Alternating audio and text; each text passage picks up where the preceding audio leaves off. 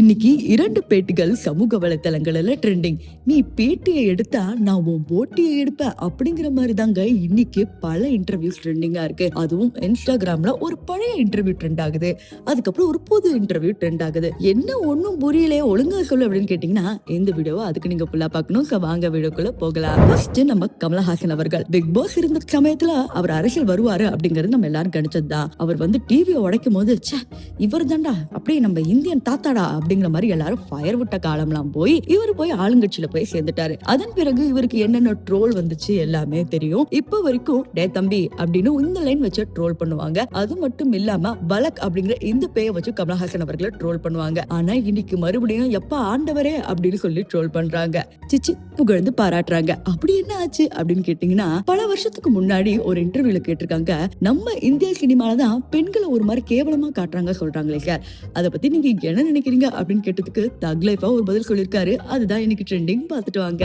இந்திய சினிமால தான் மிக மோசமா பெண்கள் சித்தரிக்கப்படுறாங்க அப்படிங்கிற ஒரு விமர்சனம் வந்தது. இதை ஒரு ஆரோக்கியமான விஷயமா எடுத்துக்கிட்டு இந்திய சினிமா மாறணும்னு நினைக்கிறீங்களா, இல்ல இந்த பார்வை தவறுன்னு நினைக்கிறீங்க? நான் சொல்றதுனால வம்புக்கு வருவாங்க. இது ரொம்ப காலமாக செஞ்சிட்டு இருக்கிற விஷயம். இன்னும் சொல்ல போனால் மகாபாரத காலத்திலிருந்து நடந்துகிட்டு இருக்குது. இதை மாற்றி அமைக்க முற்பட்டு அதில் அதை பற்றி இப்போ கூட ஒரு ஆர்டிக்கல் படித்தேன். பாக்கி எல்லா மகாபாரத கதைகளிலும் திரௌபதி வஸ்திராவரணம் அந்த மாதிரி தான் பேர்கள் இருக்கும். அதை பாஞ்சாலி சபதம் என்று மாற்றினது பாரதியார் தான். அது அந்த மாதிரி ஒரு கலைஞன் வரணும், அது நடக்கும். ஆனால் நாம் மகாபாரதத்தில் பொண்டாட்டி வச்சு பணயம் வைத்து சூதாடியவர்களை பெரும் நாயகர்களாக கொண்டாடும் இந்த கலாச்சாரத்தில் வேற என்ன எதிர்பார்க்கிறீர்கள்? இந்த வீடியோ பார்த்த பல பேரு ஆஹா நம்ம ஆண்டவரா இவரா இப்படி செஞ்சாரு அப்படிங்கிற மாதிரி தாங்க எல்லாரும் பேசுறாங்க. சரி, இதெல்லாம் ஒரு பக்கம் இருக்கட்டும்.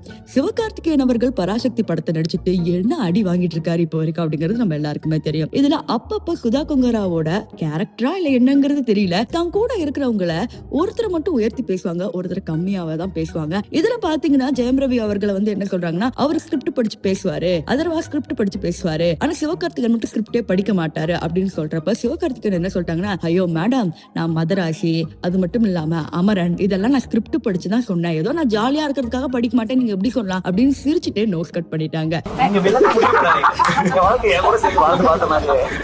இப்போ இந்த 2 இன்டர்வியூக்கள் தான் சமூக வலைத்தளங்கள்ல ட்ரெண்டிங். இவங்க இருவருமே பாத்தீங்கன்னா திமுகக்கு மறைமுகமா சப்போர்ட் பண்ணி இல்ல நேரடியா சப்போர்ட் பண்ணி தான் நல்லா வாங்கி கட்டிக்கிட்டாங்க. ஆனா திருப்பி இவங்க பண்ண PR வேலையா, இல்ல எலெக்ஷனுக்காக ஏதாவது பண்ணுற வேலையா, இல்ல ரொம்ப கெட்ட பேர் இருக்கே இப்ப கொஞ்சம் நல்ல பேர் வாங்கணும் அப்படின்னு சொல்லி ட்ரெண்ட் பண்றாங்களான்னு தெரியல. சரி, உங்களுக்காக ஸ்பெஷலா ஒரு நியூஸ் எடுத்துட்டு வரலன்னா ரெட் டேப் என்ன ஆகுறது, அதுக்கு தான் உங்களுக்கு ஒண்ணு கொண்டு வந்திருக்கேன். அனன்யா அப்படிங்கிற ஒரு AI பேஜ் இருக்குங்க. இந்த AI பேஜ்ல எல்லாமே full and full AI videos தான் இருக்கு. அதுக்கு நம்ம பசங்க வழிஞ்சு லிங்க் கூட ஏன் இப்படி சாரி போட்டிருக்க, ஏன் இப்படி இடுப்பு காட்டுற அப்படின்னு சொல்லி பயங்கரமா கமெண்ட் பண்றாங்க. இப்போ எல்லா பசங்களும் ஏமாந்து போய் இருக்கிறாங்க. இப்படிதான் நம்ம தமிழ் பசங்களோட நிலைமை இருக்கு. இந்த ட்ரெண்டிங் நியூஸோட சேர்த்து இதற்கு முன்னாடி சொன்ன இந்த 2 ட்ரெண்டிங் இன்டர்வியூஸ் பத்தி நீங்க என்ன நினைக்கிறீங்க அப்படிங்கறது கமெண்ட் செக்ஷன்ல சொல்லுங்க.